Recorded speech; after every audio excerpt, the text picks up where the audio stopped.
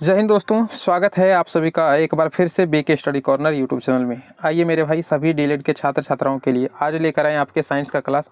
पिछला क्लास था हिंदी का और ये था उसका होमवर्क। पूछे थे आपसे कि प्रतिकूल में कौन सा समास लगा हुआ है, तो भाई मेरे इसका करेक्ट आंसर हो जाएगा ऑप्शन सी, यानी कि अव्ययी भाव समास। ध्यान रखिएगा, प्रति हो जाए या फिर यथा या फिर बे या फिर भर, इस प्रकार का जो उपसर्ग आता है किसी भी शब्द के शुरुआत में यदि इस प्रकार का कोई उपसर्ग दिख जाए तो समझ लीजिए वहाँ पर क्या हो जाएगा, अव्ययी भाव समास हो जाएगा। सही जवाब देने वाले में से है रोशनी, आरती, हसन, अंशु, धीरज, रीना, रिया, निखिल और वरुण, लवली और अनन्या। ठीक है, तो आप सभी लोग का नाम भी ले लिए हैं और लास्ट में फिर आप सभी का एक होमवर्क मिलेगा, उसका जो आप सभी को कमेंट बॉक्स में बताना है। शुरुआत करते हैं प्रैक्टिस सेट को, लगाना शुरू कीजिए आप सभी लोग प्रैक्टिस सेट। देखिए पहला क्वेश्चन कहता है किलोवाट घंटा निम्नलिखित में से किसका मात्रक है, आप सभी को बताना है। किलोवाट घंटा किसका मात्रक है भाई मेरे, तो बिल्कुल इसका करेक्ट आंसर हो जाएगा, कहिएगा सर ऊर्जा का मात्रक है। देखिए विद्युत शक्ति नहीं लगाइएगा, विद्युत शक्ति का ऐसा ही मात्रक तो वाट हो जाता है। यहाँ पर पूछा है किलोवाट घंटा, ये ऊर्जा का मात्रक होता है। बल का तो न्यूटन होता है और संवेग का क्या होता है, कहिएगा सर द्रव्यमान गुना वेग, यानी कि केजी मीटर प्रति सेकंड होता है। ये किसका होता है, संवेग का। बल का न्यूटन और विद्युत शक्ति का वाट होता है, तो ये सब याद रखिएगा। इसके अलावा ऊर्जा का होता है किलोवाट घंटा। ठीक है, याद रहेगा। सवाल जो एग्जाम में बहुत ज़्यादा पूछा जाता है कि 1 किलोवाट घंटा बराबर कितना जूल होता है, ये पूछा जाता है। तो जूल में यदि इसका मान पूछे तो ध्यान रखिएगा 3.6 गुना 10⁶ जूल। ठीक है, ये मान ध्यान रखिएगा। 1 किलोवाट घंटा बराबर इतना जूल होता है। इसके अलावा 1 किलोवाट घंटा बराबर 1 यूनिट भी होता है, ये भी आपको ध्यान रखना है। ठीक है ना, इन सारे पॉइंट को ध्यान रखिएगा। चलते हैं हम अगले क्वेश्चन पर। देखिएगा यहाँ पर कह रहा है कि धरती की सतह के ऊपर ओजोन परत किसके विरुद्ध ढाल का काम करता है। यानी जो ओजोन परत है ये हमको किससे बचाता है, हमें प्रोटेक्ट करता है, किस चीज़ से, ढाल के रूप में काम करता है। तो बिल्कुल कहिएगा सर करेक्ट आंसर यहाँ पर बी हो जाएगा, अल्ट्रा वायलेट किरणों से ये हमें बचाता है। इसी को कहते हैं यूवी रेस, UVRAYS। सूर्य से कई प्रकार की हानिकारक किरण भी निकलता है ना, तो उसी से ये हमको बचाता है ना। एक प्रकार के जो कह सकते हैं लेयर का ये काम करता है। अच्छा, एग्जाम में पूछा जाता है कि ओजोन परत किस मंडल में है, कई बार यही पूछा जाता है। तो आप सभी को बता चुके हैं, कहिएगा सर समताप मंडल में स्थित है। ओजोन परत का फॉर्मूला क्या होता है, या सिंपली कहें कि ओजोन का फॉर्मूला क्या होता है, तो O3 होता है, ये भी ध्यान रखिएगा। अच्छा, इनको नष्ट कौन करता है, तो भाई CFC यानी कि क्लोरोफ्लोरोकार्बन, जो कि AC और पुरानी फ्रिज वगैरह जो होता है उससे निकलता है ना। तो जो पुराना AC या फिर पुराना फ्रिज होता है उनको ज़्यादा इस्तेमाल नहीं करना चाहिए। तो उससे जो गैस निकलता है वो CFC होता है, यानी क्लोरोफ्लोरोकार्बन होता है। ओजोन परत के लिए काफ़ी हानिकारक होती है। ध्यान रखिएगा इन सारे पॉइंट को। बाकी चलते हैं अगले क्वेश्चन पर। देखिए यहाँ पर कह रहा है कि निम्न में से किसे वॉइस बॉक्स यानी कि ध्वनि की थैली कहा जाता है, किस चीज़ को, वॉइस बॉक्स या साउंड बॉक्स किसको कहते हैं। तो बिल्कुल मेरे भाई यहाँ पर इंग्लिश नेम लिखा हुआ है, लैरिंग्स को कहा जाता है। लैरिंग्स को ही हिंदी में स्वर ग्रंथि भी कहते हैं, स्वर ग्रंथि, या इसी को वॉइस बॉक्स या साउंड बॉक्स या ध्वनि की थैली, है ना, या फिर स्वर ग्रंथि, कुछ भी कह लीजिए। स्वर शब्द आ जाए या ध्वनि आ जाए तो समझ लीजिए लैरिंग्स की ये बात कर रहा है। इंग्लिश में लैरिंग्स या फिर हिंदी में स्वर ग्रंथि, याद रहेगा। अच्छा, ट्रैकिया क्या है आप सभी को पता होगा मेरे भाई। ट्रैकिया से रिलेटेड खूब अच्छा क्वेश्चन पूछा जाता है कि जो C आकार का हड्डी होता है हमारे शरीर में वो कहाँ पर पाया जाता है, यही ट्रैकिया में पाया जाता है। ये नली होता है जिससे कि होकर के खाना जो है हमारे आमाशय में जाता है। सबसे पहले तो ध्यान रखिएगा स्टार्टिंग कहाँ से होता है, जहाँ पे जो खाना और श्वास जहाँ पर जाकर के मिलता है उसको हम लोग कहते हैं फेरिंग्स। फेरिंग्स को ही हिंदी में ग्रसनी कहा जाता है, ग्रसनी, ये शब्द ध्यान रखिएगा। ठीक है, फेरिंग्स इंग्लिश में और ग्रसनी हिंदी में कहते हैं। वहीं पर खाना और सांस यानी हवा जो हम लेते हैं दोनों जाकर के मिलता है। अच्छा, सांस जो लेते हैं वो तो फिर फेफड़े के द्वारा जाता है, फेफड़े में नली जुड़ा रहता है, और जो खाना खाते हैं वो आमाशय में जुड़ा रहता है। तो खाना कहीं सांस की नली में ना चला जाए उसके लिए प्रोटेक्ट कौन करता है, तो कहिएगा सर ये एपीग्लोटिस नामक ढक्कन। ध्यान रखिएगा, एपीग्लोटिस जैसे ही शब्द आ जाए समझ लीजिएगा ये वही ढक्कन है जो कि सांस वाली जो नली होता है वहीं पर ये लगा होता है, ताकि खाना जो है वो आमाशय वाली नली में चला जाए। समझ रहे थे, एपीग्लोटिस जो है ढक्कन का काम करता है, ये काफ़ी इंपॉर्टेंट चीज़ होता है। तो इसीलिए कहा जाता है कई बार खाते समय बोलना नहीं चाहिए, बोलने के वजह से क्या होता है ये एपीग्लोटिस वाला ढक्कन बंद नहीं हो पाता है। उस वजह से जो खाना है, जो चावल वगैरह दाना जो भी आप खा रहे हैं वो आपके फेफड़े में जा सकता है और इंसान की डेथ भी हो सकती है। इसलिए कहा जाता है मेरे भाई खाते समय बोलना नहीं चाहिए, समझ गए ना। तो ये एपीग्लोटिस सब ध्यान रखिएगा। बाकी ट्रैकिया आपको बता दिए C आकार का हड्डी में पाया जाता है, और फेरिंग्स इसको ग्रसनी कहा जाता है, यहीं पर जाकर के खाना और हवा दोनों मिलता है। ठीक है, ये फेरिंग्स होता है। तो ध्यान रखिएगा इन सारे पॉइंट को। बाकी वॉइस बॉक्स या ध्वनि की थैली लैरिंग्स को कहा जाता है स्वर ग्रंथि, ध्यान रखिएगा। अगले क्वेश्चन पर आते हैं। देखिएगा यहाँ पर पूछ रहा है कि मापन का अर्थ किसी अज्ञात मात्रा की तुलना कुछ निश्चित ज्ञात मात्रा के साथ होती है जिसे डैश कहा जाता है। इस क्वेश्चन का मतलब आपको समझाएंगे। इसका राइट आंसर देखिए हो जाएगा, इसको कहते हैं हम लोग इकाई या फिर यूनिट कहते हैं। मतलब समझिए कि आप दुकानदार के पास गए, बोले भाई साहब मुझे 1 केजी चीनी दे दीजिए, तो वो एक तरफ रखेगा 1 केजी का बाट, है ना, और दूसरी तरफ आपका चीनी जो है वो तौल करके देगा। तो ये चाहे आप इस देश में, हमारे भारत देश में रहिए, दूसरे देश में कनाडा, वाशिंगटन, ब्राज़ील, कहीं पर भी चले जाइए दुनिया के किसी कोने में, 1 केजी का मतलब उतना ही चीनी आपको मिलेगा। समझ रहे हैं? तो कोई ना कोई चीज़ फिक्स तो होना चाहिए ना कि भाई किस हिसाब से तौला जाएगा। तो उसी जो है मापन या फिर एक कह सकते हैं एक पैमाने के तौर पर इस्तेमाल किया गया है। वो पैमाना फिक्स होता है कि 1 केजी का मतलब उतना चीनी ही आपको मिलेगा। तो वही कह रहा है कि जैसे आप चीनी ले रहे हैं तो कितना चीनी ले रहे हैं भाई, तो वो तो अज्ञात मात्रा है कि हमको ले रहे हैं कितना, वो तो पता नहीं है, लेकिन एक ज्ञात मात्रा के साथ जो है पूरे दुनिया में उस पैमाने को माना गया है कि भाई 1 केजी कोई मांगेगा तो 1 केजी का एक बाट होना चाहिए ताकि चीज़ों को नापने में आसानी हो। जैसे कि कपड़ा ही माप रहे हैं तो मीटर में उसको मापते हैं, है ना। तो इस प्रकार से जो मात्रक फिक्स किया गया है उसी को कहा जाता है यूनिट, या फिर हिंदी में उसको इकाई बोला जाता है। समझ गए? चलते हैं अगले क्वेश्चन पर। देखिएगा यहाँ पर कह रहा है कि समतल दर्पण पर लंबवत आपतित होते एक प्रकाश की किरण परावर्तन कोण का मान क्या होगा। मतलब ये समतल दर्पण है, इससे कोई आपतित किरण यानी इसके ऊपर कोई प्रकाश की किरणें पड़ रही है, और ये कहता है परावर्तन कोण क्या, यानी कि यहीं से फिर प्रकाश जो है सीधे ऊपर लौट जाएगा, तो कोण का मान कितना होगा। तो सिंपली कहिएगा सर 90 डिग्री हो जाएगा, है ना। समतल दर्पण में परावर्तन कोण का मान 90 डिग्री होता है, ये ध्यान रखिएगा। करेक्ट आंसर आपका यहाँ पर सी हो जाएगा। ठीक है, चलिए मेरे भाई अगला क्वेश्चन देखिएगा। यहाँ पर कह रहा है कि किसी प्रोटॉन का निम्नलिखित में से कौन सा वह गुण है जो कि किसी चुंबकीय क्षेत्र में मुक्त गति करते समय यानी खुली रूप से गति करते समय परिवर्तित नहीं होता, यानी चेंज नहीं होता है। देखिए मेरे भाई इसका करेक्ट आंसर हो जाएगा ऑप्शन ए। कहिएगा सर गति कभी भी चेंज नहीं होता है। इसको सिंपली समझने के लिए ये समझिए कि आपके पास एक रस्सी है और रस्सी के लास्ट के छोर में आप एक पत्थर बांध लिए और इसको घुमाना शुरू किए तो ये एक वृत्ताकार पथ पर घूमना शुरू कर देगा। लेकिन इसकी देखिएगा कि थोड़ा देर के बाद दिशा इधर है, कुछ ही क्षण में थोड़ा पत्थर इधर आएगा तो दिशा कभी इधर हो जाएगा, फिर इधर हो जाएगा, फिर यानी पल पल जो है इसका दिशा चेंज हो रहा है। एक बार इधर, फिर इसका इस डायरेक्शन में हो गया। तो वेग जो होता है मेरे भाई ये डायरेक्शन पर निर्भर करता है, तो इसका मतलब हो गया कि ये परिवर्तित तो हो जाएगा क्योंकि डायरेक्शन पर ये निर्भर करता है। संवेग भी मेरे भाई डायरेक्शन पर निर्भर करता है, दिशा पर निर्भर करता है, तो ये भी चेंज हो जाएगा। यहाँ पर गति तो सही था लेकिन वेग दे दिया गया, इसका मतलब ये भी ऑप्शन होगा नहीं। तो मेरे भाई करेक्ट आंसर यहाँ पर ऑप्शन आपका ए ही हो जाएगा, यानी गति कभी भी डायरेक्शन पर यानी दिशा पर निर्भर नहीं करता है। ध्यान रहेगा ना। तो करेक्ट आंसर ऑप्शन यहाँ पर ए हो जाएगा। ठीक है, चलिए अगला क्वेश्चन समझिएगा। देखिए यहाँ पर क्या कह रहा है, सवाल रिपीट है, करा चुके हैं पहले। बताइएगा इलेक्ट्रॉन की खोज किसने की थी। तो भाई अच्छे से पता है इलेक्ट्रॉन का खोज किसने किया है। कहिएगा सर जे थॉमसन ने किया है। थॉमसन की जगह कई बार टॉमसन भी आपको मिलेगा, तो घबराइएगा नहीं, उसी का नाम है ना थॉमसन या टॉमसन, कई बार उच्चारण में लोग बोल देते हैं। तो जे थॉमसन ने इलेक्ट्रॉन की खोज किया है। एक चीज़ ध्यान रखिएगा, कई बार एग्जाम में पूछा था इलेक्ट्रॉन पर आवेश का मान भाई कितना होता है। तो भाई मेरे ध्यान रखिएगा 1.6 गुना 10⁻⁻19 कूलम होता है। ठीक है, 1.6 गुना 10⁻⁻19 कूलम होता है इलेक्ट्रॉन पर मान। ध्यान रहेगा मेरे भाई। अच्छा, गोल्ड स्टीन ने किन चीज़ों का खोज किया है। तो ध्यान रखिएगा कि सर गोल्ड स्टीन ने प्रोटॉन का खोज किया। किसका खोज, प्रोटॉन का खोज। लेकिन गोल्ड स्टीन ने प्रोटॉन का खोज किया लेकिन नाम किसने रखा, तो नाम भाई सर रदरफोर्ड ने रखा, ये भी ध्यान रखिएगा। ठीक है, प्रोटॉन का खोज गोल्ड स्टीन ने किया, नाम प्रोटॉन किसने रखा, तो भाई रदरफोर्ड ने रखा। ध्यान रहेगा। जेम्स चैडविक ने किस चीज़ का खोज किया, कहिएगा सर जी न्यूट्रॉन का खोज किया। एन हम सिंपली लिख देते हैं यहाँ पर, है ना, छोटा वाला एन होता है न्यूट्रॉन का संकेत। तो ध्यान रखिएगा न्यूट्रॉन का खोज जेम्स चैडविक ने किया है, बाकी इलेक्ट्रॉन का जे थॉमसन। आवेश का मान ध्यान रखिएगा। चलते हैं अगले क्वेश्चन पर। देखिए यहाँ पर आपसे पूछ रहा है कि मृदा निम्नलिखित में से किसका एक उदाहरण है। बहुत अच्छा क्वेश्चन, बताइएगा जो हमारी मिट्टी है यह किसका उदाहरण है। समांगी मिश्रण है या अणु है या यौगिक है या विसमांगी मिश्रण है। तो नॉर्मली आप जब मिट्टी उठाइएगा हाथ में तो उसमें बहुत सारा कण मिला हुआ होता है ना, कभी लोहा भी मिल सकता है, अन्य जो है अयस्क मिल सकते हैं, पदार्थ मिल सकते हैं, यहाँ तक कि उसमें वायु भी मिला हुआ होता है ना। तो कई सारे चीज़ मिला रहता है और नंगी आंखों से हम उसको देख भी सकते हैं कि भाई ऊपर ऊपर क्या क्या इसमें मिला हुआ है। यानी ये एक प्रकार का क्या है, कहिएगा सर विसमांगी मिश्रण है, क्योंकि हम इसको आसानी से देख सकते हैं कि इसमें क्या क्या मौजूद है। समझ गए। बाकी इसको और भी अच्छे से देखना तो फिर तो माइक्रोस्कोप वगैरह से देख ही सकते हैं, है ना। तो विसमांगी मिश्रण के अंतर्गत आते हैं मिट्टी, ये ध्यान रखिएगा। ठीक है, एग्जाम में पूछा जा सकता है, क्वेश्चन इंपॉर्टेंट है मेरे भाई। चलिए अगला क्वेश्चन देख लेते हैं। यहाँ पर कहता है कि एक परमाणु डैश होता है, यानी कोई परमाणु वो क्या होता है।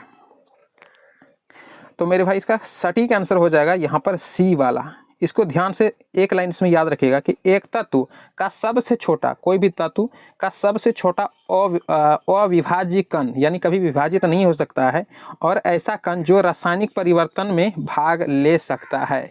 देखिए इसका सबसे सटीक आंसर ना ये वाला रखिएगा, लाइन याद है, परमाणु हम उसी को बोलेंगे जो रासायनिक क्रिया में भाग लेता हो। ठीक है, ऐसे तो परमाणु एक तरह से बोल सकते हैं कि विभाजित भी हो जाएगा या हो भी गया है, कई तरीके पे से वैज्ञानिक जो इसका विभाजन कर दिया है। जैसे इलेक्ट्रॉन, प्रोटॉन और न्यूट्रॉन जो आप पढ़ते हैं वो परमाणु का ही तो भाग होता है ना। तो अविभाज्य इसको पूरी तरह से हम नहीं कर सकते, परमाणु जो है विभाजित हो जाता है। तो इसलिए कह रहे हैं ये लाइन के बजाय आप सबसे सटीक आंसर ये वाला ध्यान रखिएगा कि रासायनिक परिवर्तन में जो भाग ले रहा है वो उसी को हम परमाणु बोलेंगे। याद रहेगा ना। तो करेक्ट आंसर मेरे भाई यहाँ पर सी हो जाएगा। ये लाइन ज़्यादातर इंपॉर्टेंट है, इसको ध्यान रखिएगा। चलिएगा अगले क्वेश्चन पर आते हैं। यहाँ पर देखिए क्या कह रहा है। यहाँ पर कह रहा है कि निम्नलिखित में से कौन ऊर्ध्वपातन का उदाहरण है, यानी वह कौन सा पदार्थ है जो कि ऊर्ध्वपातित हो जाता है। तो भाई मेरे इसका करेक्ट आंसर क्या हो जाएगा बताइएगा। सूखी बर्फ है, कपूर है या बर्फ है। देखिए इसका जो आंसर डी लगा रहे हैं आप गलत है मेरे भाई। इसका सटीक आंसर ऑप्शन ए हो जाएगा। 1 और 2 यहाँ पर दोनों सही है। सूखा बर्फ जिसको कि ये ठोस कार्बन डाइऑक्साइड इसका फॉर्मूला होता है CO2, इसी को सूखा बर्फ या ड्राई आइस कहा जाता है। इसका भी यही गुण होता है, ये ठोस के रूप में रहता है और यह जब वायु के कांटेक्ट में आता है तो डायरेक्ट ये वाष्पित हो जाता है, ये द्रव नहीं बनता है। कपूर भी कुछ इसी प्रकार से होता है। ये कपूर आता है जब उसको जलाइएगा तो सीधे जो है वो गैस में बदल जाता है ना। तो ऊर्ध्वपातन या फिर ऊर्ध्वपातित पदार्थ उसी को कहा जाता है जो ठोस से डायरेक्ट किस में बदल जाए, गैस में बदल जाए। लेकिन बर्फ में ऐसा नहीं होता है। बर्फ को जब आप उसमें हवा के कांटेक्ट में वो आता है, वायु के कांटेक्ट में आता है, तो बर्फ तो रहता है ठोस, लेकिन वो धीरे धीरे द्रव यानी कि पानी बनने लगता है ना, वो सीधे गैस नहीं बन जाता है ना। तो ऑप्शन 3 यहाँ पर गलत है, बाकी ए और बी यानी कि 1 और 2 बिल्कुल सही हो जाएगा। इसलिए ऑप्शन ए यहाँ पर सही है, याद रहेगा। चलिए अगला क्वेश्चन समझिए। देखिए यहाँ पर कहता है कि निम्नलिखित में से एटीपी का कौन सा पूर्ण विस्तार सही है, यानी एटीपी का पूरा नाम पूछ रहा है। वही एटीपी जो हमारे शरीर में ऊर्जा का निर्माण जिस रूप में होता है, हमारे शरीर में ऊर्जा का निर्माण किस रूप में होता है, कहिएगा सर एटीपी के रूप में होता है। यही एटीपी का फुल फॉर्म ये पूछ रहे हैं। तो ध्यान रखिएगा एडिनोसिन ट्राईफॉस्फेट किस ऑप्शन में, कहिएगा सर सी में दे रखा है। एडिनोसिन ट्राईफॉस्फेट इसका जो है फुल फॉर्म हो जाता है। इंग्लिश में बोले तो ADINO है ना, एडिनो SIN, एडिनोसिन ट्राईफॉस्फेट, ध्यान रहेगा ना। तो ध्यान रखिएगा इसको, ठीक है। ATP। अगला क्वेश्चन देखिएगा। यहाँ पर पूछ रहा है कि निम्नलिखित में से किसकी उपस्थिति के कारण जंतु कोशिका और पादप कोशिका में अंतर पाया जाता है, बताइए मेरे भाई। यानी उस किस चीज को हम पकड़ कर चलें जो कि जंतु कोशिका में पाया जाता है लेकिन पादप कोशिका में नहीं, लेकिन पादप कोशिका में यदि पाया जाता है तो फिर जंतु कोशिका में नहीं पाया जाएगा। वो कौन सा कोशिकांग है ये पूछ रहा है। तो भाई मेरे करेक्ट आंसर यहाँ पर क्या हो जाएगा, कहिएगा सर क्लोरोप्लास्ट। चूंकि ध्यान रखिएगा राइबोसोम जो होता है मेरे भाई ये जंतु कोशिका में भी पाया जाता है और पादप में भी पाया जाता है। कोशिका झिल्ली ये भी जंतु में और पादप कोशिका दोनों में होता है। जीव द्रव्य ये भी जंतु और पादप दोनों में होता है, लेकिन क्लोरोप्लास्ट या केवल और केवल पादप कोशिका में पाया जाता है ना। जो है प्रकाश संश्लेषण की क्रिया करता है। तो जंतु तो प्रकाश संश्लेषण की क्रिया नहीं करता है, पादप करता है। इसलिए क्लोरोप्लास्ट से हम चीज को अलग कर सकते हैं, अंतर बता सकते हैं। याद रहेगा ना, करेक्ट आंसर सी हो जाएगा। ठीक, चलिए अगला क्वेश्चन समझिए। देखिएगा यहाँ पर पूछ रहे हैं रेफ्रिजरेटर में शीतलन किसके द्वारा उत्पन्न किया जाता है, यानी ठंडक है ना। शीतलन माने ठंडक। तो संपीड़ित गैस अकस्मात प्रसरण से यानी अचानक फैलने लगता है, संपीड़ित गैस इससे होता है ठंडक, या फिर एक वाष्पशील द्रव के वाष्पित होने से, या वह बर्फ जो हिमीकरण यंत्र में निक्षेपित होती है, या इनमें से कोई नहीं।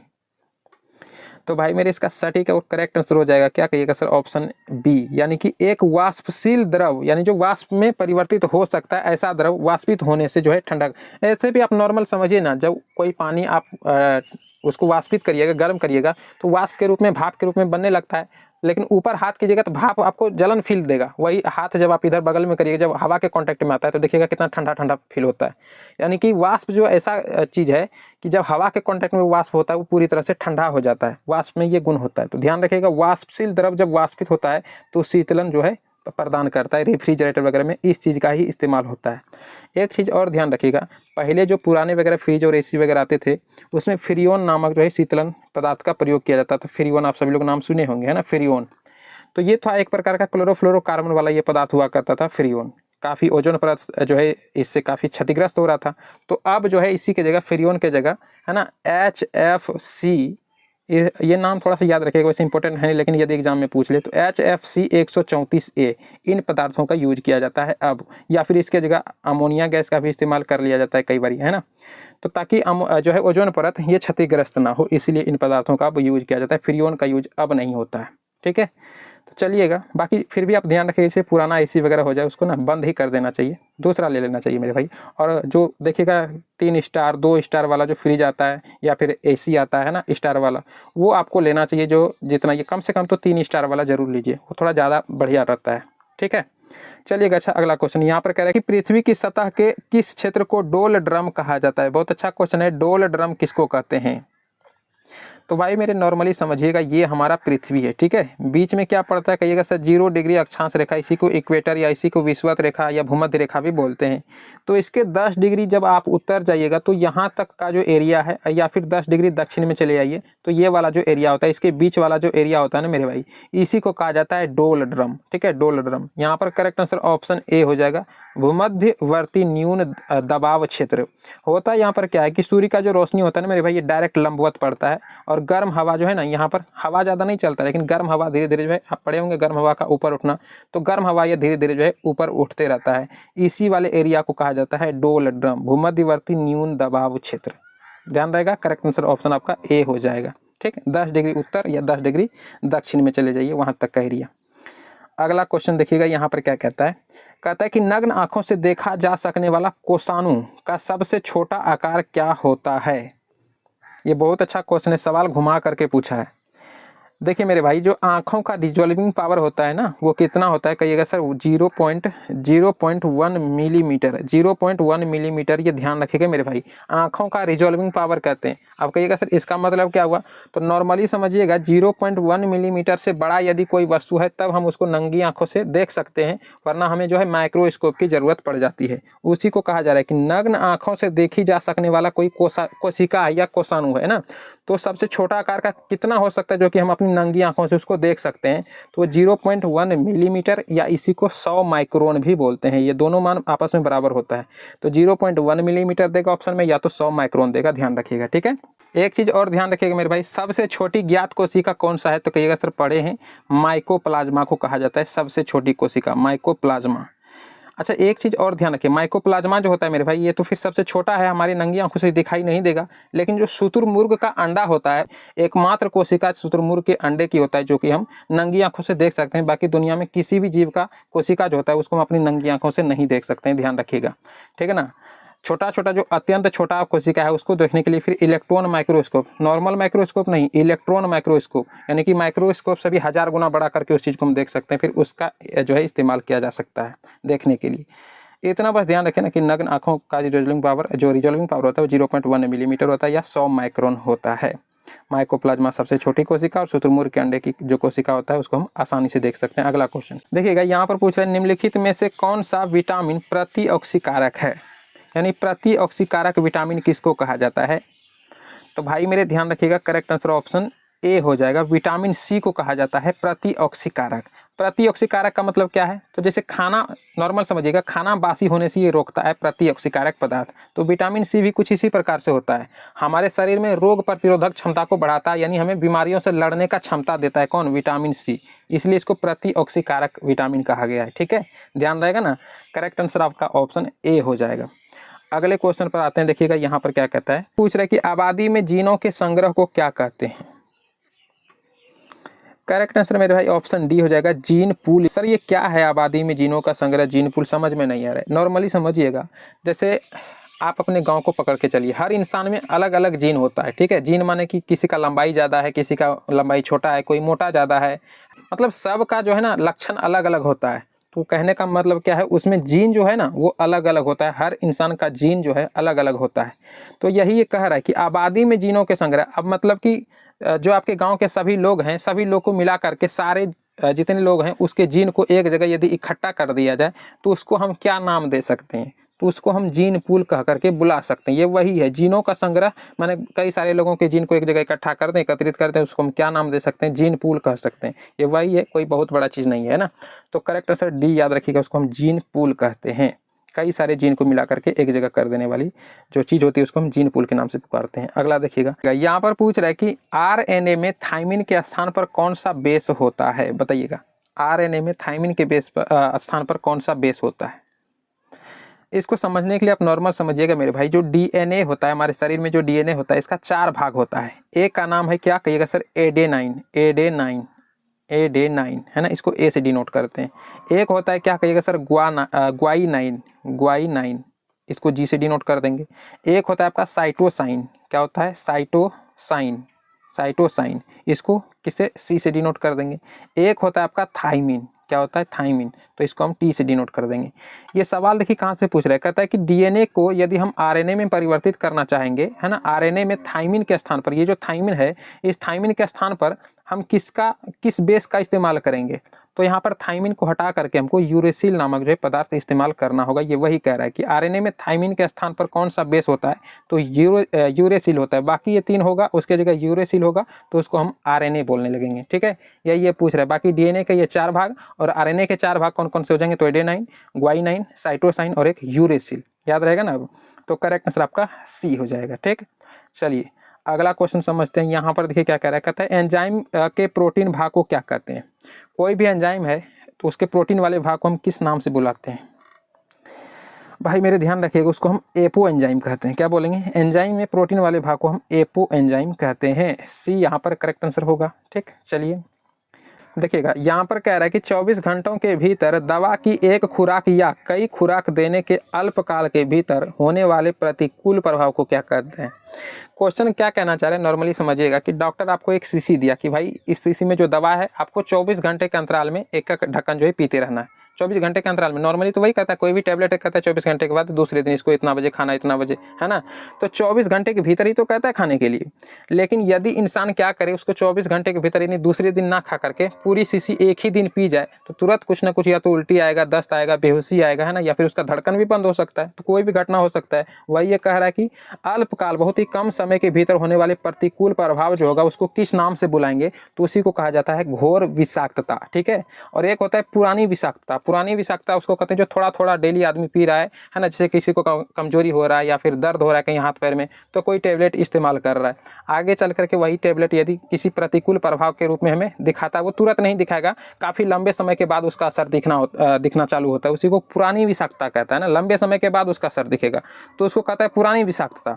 लेकिन घोर विषाक्तता उसको कहा जाता है जो तुरंत असर दिखा देता है ना। तुरंत आप एक ढक्कन के बजाय एक शीशी पूरा पी लीजिएगा, तो फिर वो तो है ना, उल्टा पुल्टा काम तो वहाँ पर होगा ही। उसी को घोर विषाक्तता कहा जाता है। ये बायोलॉजी का नाम है, बायोलॉजी का सेंटेंस है, शब्द है, कह सकते हैं नॉर्मली, तो इस नाम से उसको बुलाया जाता है, ठीक है। ये सवाल पूछा भी जा सकता है आपसे, तो ध्यान रखिए, उसको घोर विषाक्तता बोलते हैं। करेक्ट आंसर आपका बी हो जाएगा, ठीक है।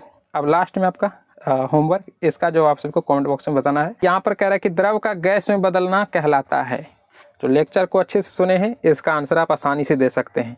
द्रव जो है गैस में बदल रहा है तो उस अवस्था को हम क्या बोलेंगे, वाष्पीकरण बोलेंगे, ऊर्ध्वपातन बोलेंगे, या फिर विसरण, या इनमें से कोई नहीं। करेक्ट आंसर यहाँ कमेंट करके बताना है। और पिछला क्लास नहीं देखें तो डिस्क्रिप्शन में प्लेलिस्ट का लिंक मिल जाएगा, और पीडीएफ चाहते हैं फ्री में तो डिस्क्रिप्शन में इसका टेलीग्राम चैनल का भी लिंक दे दिए हैं, ज्वाइन कर लीजिएगा, या फिर पिन कमेंट में भी मिल जाएगा, या डायरेक्ट आप टेलीग्राम चैनल पर जाइए, वहाँ पर बीके स्टडी कॉर्नर सर्च कीजिएगा, उसी नाम से टेलीग्राम चैनल भी है, फ्री में वहाँ पर आपको पीडीएफ मिल जाएगा, ठीक है।